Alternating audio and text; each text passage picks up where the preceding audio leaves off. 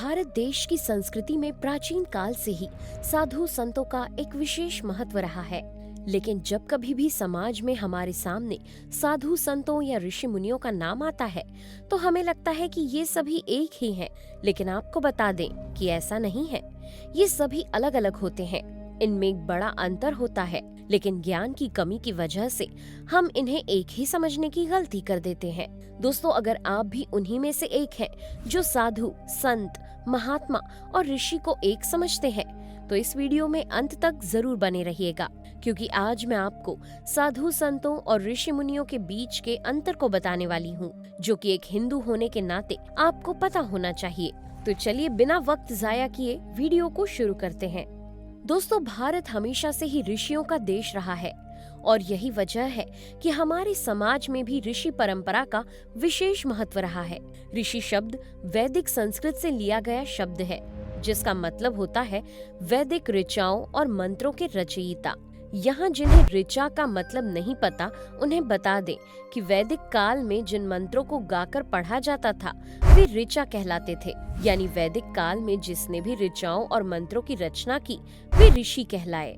दूसरे शब्दों में कहा जाए तो जिस व्यक्ति ने अपनी एकाग्रता के बल पर वैदिक परंपरा का अध्ययन करके और उनके अर्थों को जानकर समझकर मनुष्य जाति के कल्याण के लिए उस ज्ञान को लिखकर प्रकट किया, वे ऋषि कहलाए।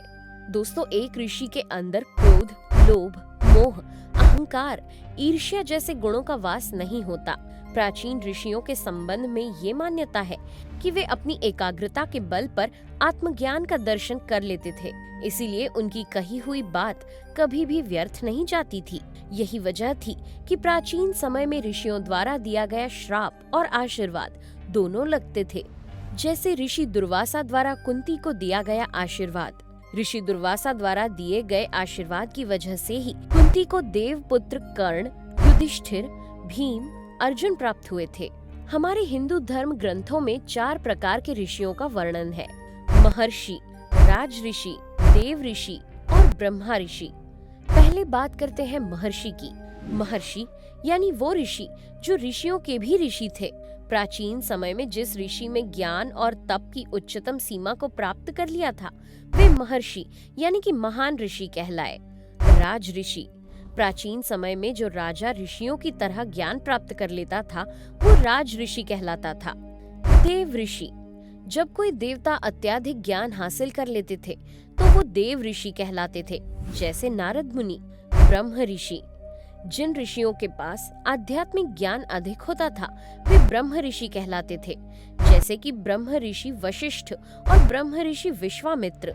ऋषियों के वर्गीकरण को इस तरह से भी आप समझ सकते हैं, जैसे प्रत्येक मनुष्य में 3 चक्षु होते हैं: ज्ञान चक्षु, दिव्य चक्षु और परम चक्षु।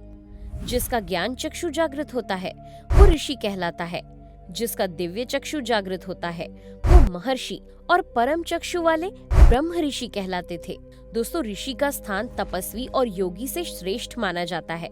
हमारे पुराणों में सप्त ऋषियों का भी वर्णन मिलता है, जिसमें केतु, पुलह, पुलत्स्य, अत्रि, अंगिरा, वशिष्ठ और भृगु ऋषि शामिल हैं।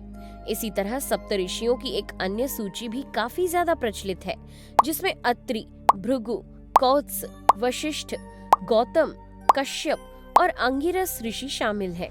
इसके अलावा कुछ धर्म ग्रंथों में कश्यप, अत्रि, वशिष्ठ, विश्वामित्र, गौतम, जमदग्नि, भरद्वाज को सप्त ऋषि कहा गया है। मुनि, दोस्तों मुनि शब्द मौनी शब्द से निकला है, जिसका मतलब होता है शांत यानी ना बोलने वाला। ऐसे ऋषि जो एक विशेष समय के लिए मौन हो जाते थे या फिर बहुत कम बोलने की शपथ लेते थे, उन्हें मुनि कहा जाता था। प्राचीन भारत में मौन को एक साधना यानी तपस्या के रूप में भी देखा गया है, इसलिए उस समय ऐसे बहुत से ऋषि हुए जिन्होंने मौन रहते हुए साधना की। इन ऋषियों को ही मुनि कहा गया। प्राचीन काल में उन ऋषियों के लिए भी मुनि शब्द का प्रयोग हुआ है जो हमेशा ईश्वर का जाप करते थे और नारायण का ध्यान करते थे, जैसे नारद मुनि। कुछ एक जगहों पर शास्त्रों का लेखन करने वालों को भी मुनि कहा गया है। भगवत गीता में उन लोगों के लिए मुनि शब्द का प्रयोग किया गया है जिनका मन दुख से व्याकुल नहीं होता, जो सुख की इच्छा नहीं करते और जो क्रोध, घृणा और भय जैसी भावनाओं से कोसों दूर होते हैं। ऐसे महान लोग मुनि कहलाते हैं। यानी आप कह सकते हैं कि मुनि भी एक तरह के ऋषि ही होते हैं, लेकिन उनके हृदय में क्रोध, घृणा जैसी भावनाओं के लिए कोई जगह नहीं होती। साधु। दोस्तों, साधना करने वाले व्यक्ति को साधु कहा गया है। साधु होने के लिए विद्वान होने की जरूरत नहीं है, क्योंकि साधना कोई भी कर सकता है। मैं, आप, आपका पड़ोसी, कोई भी साधना कर सकता है। प्राचीन काल में कई ऐसे व्यक्ति हुए जो समाज से हटकर या कई बार समाज में ही रहकर किसी विषय की साधना करते थे और उस विषय में विशिष्ट ज्ञान प्राप्त करते थे। उन्हें साधु कहा गया। साधु का एक अन्य अर्थ उत्तम भी होता है। यानी साधु वह है जिसकी सोच सरल और सकारात्मक है और जो काम, क्रोध, लोभ, मोह जैसी भावनाओं का त्याग कर दे, वो साधु कहलाता है। हमारे धर्म ग्रंथ में साधु उन्हें भी कहा गया है जो हमेशा सही रास्ते पर चलते हैं और जिनके कर्म कभी किसी को तकलीफ नहीं पहुंचाते।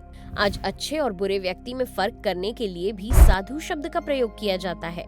दरअसल संस्कृत में साधु शब्द का मतलब सज्जन व्यक्ति से है, जो कि स्वभाव से सरल, सीधे और लोगों की भलाई करने वाले होते हैं। इसके अलावा सांसारिक बंधनों से मुक्त होकर अपनी आत्मा को साधने वाले भी साधु कहलाते हैं। वर्तमान में जो व्यक्ति संन्यास से दीक्षा लेकर गेरुआ वस्त्र धारण करते हैं और जिनका मूल उद्देश्य समाज को सही रास्ता दिखाते हुए धर्म के मार्ग पर चलते हुए मोक्ष को प्राप्त करते हैं, वो साधु कहलाते हैं। संत। जो शांत है वही संत है। यहाँ शांत केवल वाणी से नहीं बल्कि हर स्थिति में शांत रहने को कहा गया है। अर्थात ऐसे व्यक्ति जिसका नियंत्रण अपनी वाणी पर है, जिसके मन में कोई व्याकुलता नहीं है, कोई लालसा नहीं है, जिसका अपनी भूख प्यास पर नियंत्रण है, वही संत है।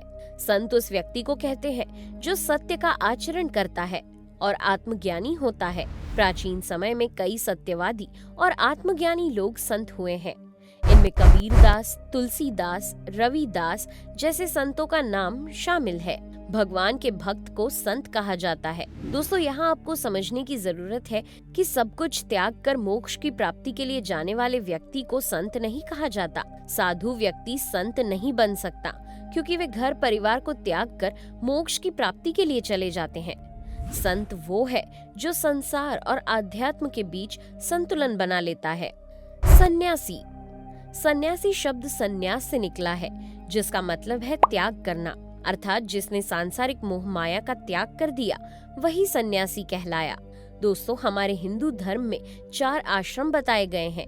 उनमें जो सबसे अंतिम है वो सन्यास आश्रम है। इस हिसाब से कोई भी व्यक्ति जब पहले 3 आश्रमों ब्रह्मचर्य, गृहस्थ एवं वानप्रस्थ से गुजरता हुआ अंतिम आश्रम यानी सन्यास आश्रम में प्रवेश करता है तो वो सन्यासी कहलाता है।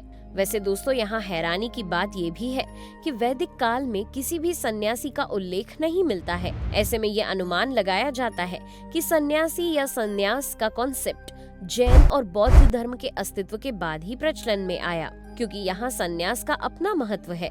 वैसे आपको बता दें, हिंदू धर्म में आदि शंकराचार्य को महान सन्यासी माना गया है। योगी।